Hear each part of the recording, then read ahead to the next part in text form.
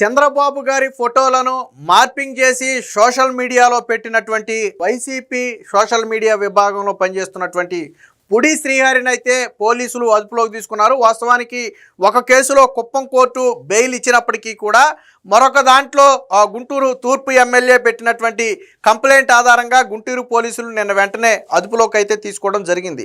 So Jaganmohan Reddy రాజకీయాలను ధైర్యంగా చేయలేక చంద్రబాబు గారి మీద మార్పింగ్ ఫోటోలను పెట్టిస్తున్నాడు. ఎంత దారుణం అంటే, గతంలో మీకు నరాసుర రక్త చరిత్ర గుర్తుంది కదా, చంద్రబాబు గారి చేతిలో కత్తి పెట్టి సగం ఫోటో వరకు మాత్రమే ఆయన చేశారు, పైపార్ట్ వేయకుండా.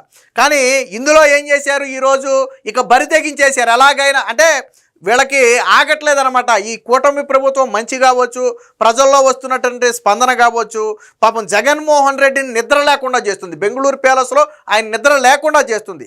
దాంతో ఆయనలో ఉన్నటువంటి అక్కసురం మళ్ళొకసారి వెళ్ళగక్కాడు. సిగ్గుశరం ఉంటే ఆ రోజు నరాసుర రక్త చరిత్రను రాస్తే ఈ రోజు అది ఎవరికి అంటుకుంది? ఆ చరిత్ర జగనాసుర రక్త చరిత్ర లేదా వైఎస్ఆర్ సుర రక్త చరిత్రని వాళ్ళకే అంటుకుంది కదా మరక. అయినా కానీ సిగ్గుశరం లేకుండా మళ్ళీ చంద్రబాబు నాయుడు హత్య రాజకీయాలని చెప్పి మరొక పోస్టును ఈసారి ఏకంగా చంద్రబాబు గారు ఫుల్ ఫోటో వేసేసి చేతిలో కత్తి పెట్టి ఆయన ఒంటి నిండా రక్తపు మరకలు పెట్టి ఒక పోస్ట్ వేశారు. నిజంగా చంద్రబాబు నాయుడు హత్య రాజకీయాలు చేస్తే జగన్మోహన్ రెడ్డి అనే వ్యక్తి ఇప్పుడు ఉండేవాడు కాదు. మొదట గుర్తుపెట్టుకోవాల్సింది ఏంటంటే, నిజంగా చంద్రబాబు గారి హత్య రాజకీయ చరిత్రే అయితే జగన్ అనే వ్యక్తి ఉండేవాడు కాదు. మీరు గుర్తుపెట్టుకోవాల్సింది అది. సో ఆయన రాజకీయాలు ఏంటనేది మీకు తెలియకపోతే అడగండి. మీరు ఇప్పుడు హత్య రాజకీయాలంటే ఆయన 40 ఏళ్ల 45 ఏళ్ల రాజకీయ చరిత్రలో ఏ రోజు కూడా అలాంటి వాటిని సమర్థించాల. అరే నువ్వు నీ బాబాయిని నువ్వు చంపేసి చంద్రబాబు నాయుడు చంపాడనగానే ఆయన నోరు మెదపలేకపోయాడు. ఆయన ఆ టైంలో ఆయన నోరు మెదపలేకపోయాడు ఆయన. ఎందుకంటే అది ఎలక్షన్ టైము. నువ్వు వెళ్ళిపోయి గ్యాగ్ ఆర్డర్ తెచ్చుకున్నావు. వివేకానంద రెడ్డి హత్య గురించి ఎవరు మాట్లాడకూడదని. నువ్వెంత తెలివిగలవాడివి? నువ్వు ఎన్నికల ముందు చంపేసి దాని గురించి ఎవరు మాట్లాడకూడదని గ్యాగ్ ఆర్డర్ తెచ్చుకున్నావంటే నువ్వు ఎంత తెలివైనవాడివి జగన్మోహన్ రెడ్డి? నువ్వు చంద్రబాబు గారి హత్య గురించి మాట్లాడతావు. వీళ్ళ తాత రాజారెడ్డి హత్యను కూడా చంద్రబాబు నాయుడు ఖాతాలోనే వేస్తారు. రాజశేఖర్ రెడ్డి హత్య నీకు సరే, ఈ హత్యలన్నీ కాసేపు పక్కన పెడదాం. రాజశేఖర్ రెడ్డి మరణం వెనక నీకు అనుమానం ఉందని చెప్పావు కదా. నీ తల్లి విజయమ్మ కూడా చెప్పింది కదా. 2019 ఎన్నికల్లో కూడా దీన్ని మీరు వాడారు కదా. మరి జగన్ సీఎం అయిన తర్వాత ఎందుకు రాజశేఖర్ రెడ్డి మరణం మీద ఒక కమిటీని వేసి ఎంక్వైరీ వేయలేదు? నువ్వు ఆ రోజు చెప్పావు రిలయన్స్ అధినేత ముఖేష్ అంబానీ పాత్ర ఉందని చెప్తే నీ మనుషులందరూ వెళ్ళి ఉమ్మడి ఆంధ్రప్రదేశ్లో రిలయన్స్ల మీద దాడి చేస్తే ఆ కేసులు ఇంకా కొట్టేలా తిరుగుతున్నారు పాపం వాళ్ళు. రిలయన్స్ పెట్టిన కేసుల్లో అప్పుడు జగన్మోహన్ రెడ్డికో రాజశేఖర్ రెడ్డికో సానుభూతి పరులుగా ఉన్నవాళ్ళు ఈ రోజులకి కోర్టుల చుట్టూ తిరుగుతున్నారు ఇన్నేళ్ళైనా. నువ్వు మాత్రం అదే ముఖేష్ అంబానీని ఇంటికి పిలిచి భోజనం పెట్టి కొండవా కప్పి ఆయన అడిగిన వ్యక్తికి నువ్వు ఎంపీ సీట్ ఇచ్చావు పరిమళత్వానికి. మరి ఇది కదా దిక్కుమాలిన చరిత్ర అంటే. ఎన్నికల కోసమేమో నా తండ్రిని వాళ్ళు చంపారు వీళ్ళు చంపారు అంటావు. ఎన్నికలు అయిపోయిన తర్వాత వాళ్ళని పిలిచి నువ్వు భోజనం పెడతావు. ఇలాంటి చరిత్రను నువ్వు మాట్లాడతావు. ఒకసారి ఆ ఫోటో చూడండి ఎంత దారుణంగా వేశారు. అధికారం కోసం హత్య రాజకీయాలు చేయటం, ఆ పాపాన్ని ఎదుటివారికి అంటగట్టి రాజకీయ పబ్బం గడుపుకోవడం దశాబ్దాలుగా చంద్రబాబుకు అలవాటైన విద్య అని చెప్పి. అరే వివేకానంద రెడ్డిని హత్యలు అంటే ముందు నీ కుటుంబంలో జరిగిన హత్య గురించి మాట్లాడుకుందాం. వివేకానంద రెడ్డిని చంపింది ఎవరు? నీ కుటుంబం చంపింది. నా తమ్ముడు నా కన్ను అని నువ్వే చెప్పావు. అలాంటి అవినాష్ రెడ్డి చంపితే వాడిని నువ్వు పక్కన పెట్టుకుని వాడికి ఎంపీ టికెట్ ఇచ్చి వాడిని కడప నుంచి గెలిపించుకుని వాడిని నువ్వు పక్కన పెట్టుకుని తిరిగి, అంటే ఒక హత్య చేసిన వాడిని నువ్వు పక్కన పెట్టుకుని తిరుక్కుంటూ ఎదుటి వ్యక్తులకి నీతులు చెప్పడం ఎంతవరకు సమంజసమే జగన్మోహన్ రెడ్డి? మొహాన కాండ్రించి ఊయిరా. పులివెందుల్లో నీ మెజారిటీ ఎందుకు తగ్గింది నేను అడుగుతున్నా. పులివెందుల్లో జగన్మోహన్ రెడ్డి మెజారిటీ 2019 ఎన్నికలతో పోలిస్తే 2024 ఎన్నికల్లో 30,000 మెజారిటీ సుమారు ఎందుకు తగ్గింది నేను అడుగుతున్నా. నువ్వు 5 ఏళ్ళు సీఎంగా పీకి ఈకలు కడితే ఒక 30,000 మెజారిటీ పెరగాలి, కానీ ఎందుకు తగ్గింది నీ సొంత నియోజకవర్గంలో? ఎందుకంటే నీ బుద్ధి బయటపడింది కాబట్టి తగ్గింది. నువ్వు నీ రోజు నీతులు చెప్తున్నావు. ఇక్కడ చూడండి, హత్యలు చేసేది నిందలు వేసేది చంద్రబాబేనని చెప్పి చంద్రబాబు ఒక ఫుల్ ఫోటో వేసేసి దానికి చేతిలో కత్తి పెట్టి ఒంటి నిండా రక్తపు మరకలు. మీకు ట్విస్ట్ ఏంటంటే, ఇక్కడ పెట్టిన ఫోటోలు ఉన్నాయి చూసారా, ఇందులో ఒక వివేకానంద రెడ్డి ఫోటో మాత్రం తీసేసాడు. ఎందుకంటే మొహాన్ని కాండ్రించి చూస్తారని భయం వేసి ఉంటుంది. ఇదే వివేకానంద రెడ్డి ఫోటో ఎక్కడ పెట్టాడు చూద్దాం. ఇక్కడ చూడండి, మల్లెల బాబ్జీ అంట, వంగవీటి రంగా అంట. వంగవీటి రంగా అని చంపిన కుటుంబాన్ని నీ పక్కన పెట్టుకుని ఆ వ్యక్తికి నువ్వు మొన్న ఎమ్మెల్యే టికెట్ ఇచ్చి, విజయవాడ నుంచి నువ్వు ఎమ్మెల్యే టికెట్ ఇచ్చి వంగవీటి రంగా అని చంపింది వాళ్ళని చెప్పడానికి సిగ్గులేదని జగన్మోహన్ రెడ్డి. ఇక్కడ చూడండి, ఈ ఫోటో చూశారు కదా, ఇదిగో బాబు హయాంలోనే రాజారెడ్డి హత్య అంట. అంటే వీళ్ళ తాత రాజారెడ్డి కూడా చంద్రబాబు నాయుడు హయాంలోనే చనిపోయాడంట. చంద్రబాబు నాయుడు చంపాడు. తర్వాత ఒకవేళ నిజంగానే చంద్రబాబు నాయుడు హయాంలో చనిపోతే నీ బాబు రాజశేఖర రెడ్డి 2 సార్లు సీఎం అయ్యాడు, నువ్వు ఒకసారి సీఎం అయ్యావు. అంటే నీ ఫ్యామిలీ నుంచి మొత్తం 3 సార్లు సీఎంలు అయ్యారు. మరి ఎందుకు రాజారెడ్డి హత్య మీద ఒక విచారణ కమిటీ అయ్యేలా నేను అడుగుతున్నా. ఫ్యాక్టే కదా, నీ బాబు 2 సార్లు సీఎం అయ్యాడు కదా, రాజశేఖర రెడ్డి 2 సార్లు సీఎం కదా. నీకంటే నీ బాబుకే ఎక్కువ ప్రేమ ఉండాలి కదా, ఆడ బాబు మీద. రాజశేఖర రెడ్డి బాబు మీద ఆయనకే ఎక్కువ ప్రేమ ఉండాలి కదా. లేదు మా తాత మీద నాకు ప్రేమ అంటావా, నువ్వు సీఎం అయ్యావు కదా. మరి ఎందుకు దీని మీద ఒక కమిటీ అయ్యేలా? ఆ రోజు రాజారెడ్డి హత్య మీద ఒక కమిటీ అయ్యేలా. రాజారెడ్డి చరిత్రను అడగండి చెప్తారు. బ్రిటిష్ వాళ్ళకి పంది మాంసం సప్లై చేసిన చరిత్ర మీది. మీరేదో పెద్ద ఫ్యాక్షనిస్టుల్లాగాను లేకపోతే మీరేదో పెద్ద పుడింగిల్లాగాను మీరు ప్రచారం చేసుకుంటారు.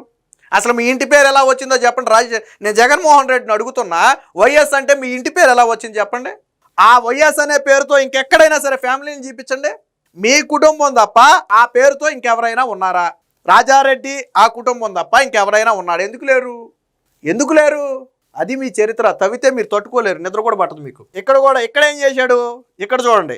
ఇప్పుడు రాజారెడ్డి ఫోటో గతందే, అందులో వేసిన ఫోటోనే. మళ్ళీ బాబ్జీ ఫోటో వేసుకున్నాడు. ఇందులో తీసేసిన ఫోటో ఏంటంటే దసరాది ఫోటో వేసాడు. ఇందులో తీసేసిన ఫోటో ఏంటంటే వివేకానంద రెడ్డి ఫోటో మాత్రం అందులో వేయలా. ఈ వివేకానంద రెడ్డి ఫోటో మాత్రం చంద్రబాబుకి అంటగట్ల. ఇప్పుడు కూడా చూడండి, నరాసుర రక్త చరిత్రని అప్పుడు చంద్రబాబు నాయుడు హాఫ్ ఫోటో వేస్తే ఇప్పుడు ఫుల్ ఫోటో వేశారు. తొక్కుపట్టి నారదీ యుద్ధం ఇలాంటి వాళ్ళనే. నువ్వు 5 ఏళ్ళు ఇంతమందిని చెప్పారని నువ్వు అన్నావు కదా. నువ్వు సీఎంగా ఉండి నీ బాబు సీఎంగా ఉండి ఎందుకు దీని మీద ఎంక్వైరీ చేయలేదని నేను అడుగుతున్నా. ఎందుకు సిబిఐకి ఇవ్వాలని చెప్పి నువ్వు ఎందుకు అడగలేదని అడుగుతున్నా. నీ చరిత్ర ఏంటి? వివేకానంద రెడ్డి చనిపోయినప్పుడు బాబు నువ్వెందుకు సిబిఐకి ఇవ్వవు, నీకేంటి భయం అని అడిగావు కదా. చంద్రబాబు నాయుడిని అడిగావు కదా. సరే పక్కన పెట్టు. నువ్వు గెలిచిన తర్వాత ఏమన్నావు నువ్వు? అబ్బాయి సిబిఐ విచారణ అవసరం లేదు, మా ప్రభుత్వంలో అద్భుతంగా విచారణ చేస్తారు అన్నావు కదా. ఆ రోజు సిబిఐ విచారణ అడిగింది నువ్వే, వద్దన్నదే నువ్వే.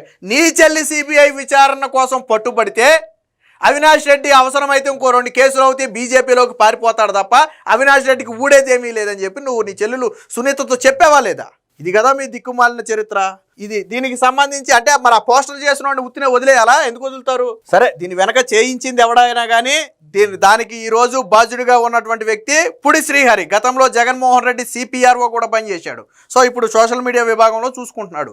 సో ఈ వ్యక్తిని అరెస్ట్ చేస్తే వాస్తవానికి సుప్రీంకోర్టుకి వెళ్తే సుప్రీంకోర్టు కూడా చీకొట్టింది. వాస్తవానికి కుప్పం కోర్టు గతంలో అరెస్టును నిరాకరిస్తే హైకోర్టు దాని మీద స్టే ఇచ్చింది. ఆ స్టే మీద సుప్రీంకోర్టుకి వెళ్తే మీరు ఏదైనా ఉంటే హైకోర్టులో తేల్చుకోండి తప్ప ఇక్కడేం కుదరదు, అయినా మార్పింగ్ ఫేకుల మీద ఖచ్చితంగా చర్యలు తీసుకోవాల్సి ఉంటుందని చెప్పి సుప్రీంకోర్టు చెప్పింది. సరే, ఇప్పుడు కుప్పం కోర్టు బెయిల్ ఇచ్చింది, ఒక దాని మీద బెయిల్ ఇచ్చింది. వెంటనే మరొక దాంట్లో అరెస్ట్ చేశారు. ఎందుకంటే అప్పటికి ఇంకొక కేసు రెడీగా ఉంది ఆయన మీద. ఒక దాంట్లో బెయిల్ వస్తే ఇంకో కేసు రెడీగా ఉంది కాబట్టి దాని మీద అరెస్ట్ చేశారు. గుంటూరు పోలీసుల అదుపులో పుడి శ్రీహరి, కుప్పం కోర్టు ఆదేశాలతో బెయిలు. వెంటనే అదుపులోకి తీసుకుని గుంటూరు తరలించిన పోలీసులు. మార్పింగ్ ఫోటోలతో సీఎంపై దుష్ప్రచారం. ముఖ్యమంత్రి చంద్రబాబు హత్య రాజకీయాలు చేస్తున్నారంటూ ఆయన ఫోటోను మార్పింగ్ చేసి సోషల్ మాధ్యమాల్లో దుష్ప్రచారం చేసిన కేసులో వైకాపా మీడియా విభాగం ప్రధాన కార్యదర్శి, జగన్ సీఎంగా ఉన్నప్పుడు సిపిఆర్ఓగా పనిచేసిన పుడి శ్రీహరికి చిత్తూరు జిల్లా కుప్పం మొదటి అదనపు జ్యుడిషియల్ మెజిస్ట్రేటు గురువారం బెయిల్ మంజూరు చేశారు. అయితే గురువారం ఉదయం శ్రీహరినే మెజిస్ట్రేట్ ముందు హాజరుపరిచారు. వాదనలు అనంతరం బెయిల్ వస్తే బయటకు వచ్చిన తర్వాత ఏం చేశారు?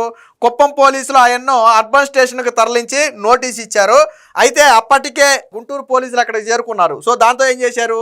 గుంటూరు తూర్పు ఎమ్మెల్యే నజీర్ ఫిర్యాదు మేరకు నమోదు చేసిన కేసులో గుంటూరు కొత్తపేట పోలీసులు అయితే శ్రీహరిని అయితే అదుపులో తీసుకున్నారు. వాస్తవానికి ఇలా అదుపులో తీసుకోవటం చట్టవిరుద్ధం, లేకపోతే మేము కోర్టుల్లో చూసుకుంటాం, లేకపోతే మేమే తీసుకొచ్చి సరెండర్ చేస్తామని చెప్పి అప్పట్లో పుడి శ్రీహరి న్యాయవాదులు లేదు అడావిడి చేశారు. కానీ పోలీసులు అందుకు అంగీకరించాల. మీరు ఏదైనా ఉంటే కోర్టులో చూసుకోండి. సుప్రీంకోర్టు ఏం చెప్పింది?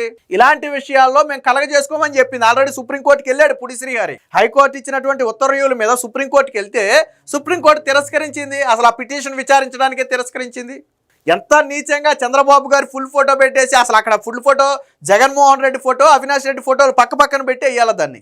కాకపోతే సభ్య సమాజంలో కోర్టులు అనేవి ఒకటి ఉన్నాయి కదా. సో నువ్వు చంద్రబాబు హత్య రాజకీయాలు అయితే ఇంతమంది చనిపోయారని నువ్వు ఫోటోలు వేస్తే ఏ రోజైనా ఎవరైనా సరే కోర్టు మెట్లు ఎక్కారా? వివేకానంద రెడ్డి హత్య కేసులో నీ చెల్లెలు సునీత కోర్టుకి ఎక్కింది. నీ పాత్ర, నీ భార్య పాత్ర ఏంటో తేల్చాలని చెప్పి సిబిఐ అధికారులను ఇప్పుడు సునీత డిమాండ్ చేస్తుంది. ఆ రోజు నీకు ఫోన్ చేసింది ఎవరో, నీ భార్యకు ఫోన్ చేసింది ఎవరో, నేను ఆల్రెడీ గతంలో కూడా చెప్పా, చరిత్ర తవ్వటం మొదలు పెడితే మీరు తట్టుకోలేరు. ఆ రోజు హైదరాబాద్ నుంచి కడప వరకు జగన్మోహన్ రెడ్డిని ఆయన భార్యని తీసుకెళ్ళినటువంటి కారు డ్రైవర్ చనిపోయాడు. ఎలా చనిపోయాడు వాళ్ళే చెప్పాలా. ఫ్లైట్లో వెళ్ళే అవకాశం ఉన్న కారులోనే గంటల పాటు 7-8 గంటల పాటు ఎందుకు జగన్మోహన్ రెడ్డి భారతీరెడ్డి జర్నీ చేశారు? ఫ్లైట్లో వెళ్ళగలుగుతారు కదా వాళ్ళు. జగన్మోహన్ రెడ్డి అప్పటికేం దివాళా తీయలేదు కదా. వివేకానంద రెడ్డి చనిపోయాడు, ఆయనకి ఎందుకు వెళ్ళలేదు? మిమ్మల్ని తీసుకెళ్ళిన డ్రైవర్ ఎందుకు చనిపోయాడు? బీటెక్ రవిని అడిగితే చెప్తాడు మీ చరిత్ర. కాకపోతే ఏంటంటే కొన్ని ప్రజాస్వామ్యంలో కొన్ని మాట్లాడలేము, కొన్నిటికి ఆధారాలు ఉండవు. కానీ మీరు మాత్రం నీతి జాతి లేకుండా చంద్రబాబు గారికి నేర చరిత్ర. నిజంగా చంద్రబాబు గారి నేర చరిత్ర అయితే 2 సార్లు నీ బాబు సీఎం అయ్యేవాడు కాదు, ఇప్పుడు నువ్వు సీఎం అయ్యేవాడు కాదు, ఓడిపోయిన తర్వాత ఇప్పుడు నువ్వు ఉండేవాడు కాదు. నిజంగా చంద్రబాబు గారిది నేర చరిత్ర అయితే నువ్వు చెప్పే రాసావు కదా, హత్య రాజకీయాలు అన్నావు కదా. మరి నీ బాబు 2 సార్లు సీఎం ఎలాగయ్యాడు, నువ్వు ఒకసారి సీఎం ఎలాగయ్యావు, ఇప్పుడు నువ్వెలాగున్నావు? ఇక్కడ హత్య రాజకీయాలు అయితే నువ్వు ఉండకూడదు కదా, అప్పట్లో నీ బాబు ఉండకూడదు కదా. ఏది ఏమైనా మొత్తంగా చంద్రబాబు గారి మీద మార్ఫింగ్ చేసినటువంటి జగన్మోహన్ రెడ్డి కీలక అనుచరుడు, ప్రస్తుత సోషల్ మీడియా విభాగంలో పనిచేస్తున్నటువంటి పుడి శ్రీహరిని అయితే గుంటూరు పోలీసులు అదుపులో తీసుకున్నారు. 100కు 100% ఇలాంటి వాళ్లకు బుద్ధి చెప్పాలి. వైసీపీ అధికారిక సోషల్ మీడియాలోనే దీన్ని పోస్ట్ చేసి చంద్రబాబు హత్య రాజకీయాలని రాశారంటే వీళ్ళు ఎంత బరి తెగించుంటారు. సో మొత్తంగా పుడి శ్రీహరి వ్యవహారం అయితే ప్రస్తుతానికి కీలక మలుపు తిరిగింది. ప్రస్తుతం గుంటూరు పోలీసులు అదుపులో ఉన్నాడు. ఖచ్చితంగా న్యాయపరంగా కూటమి ప్రభుత్వం ఇలాంటి వ్యక్తుల మీద కఠిన చర్యలు తీసుకోవాలి. మరొకళ్ళు ఇలాంటి సాహసం చేయాలంటే భయపడే స్థితిలో చర్యలు తీసుకోవాలి.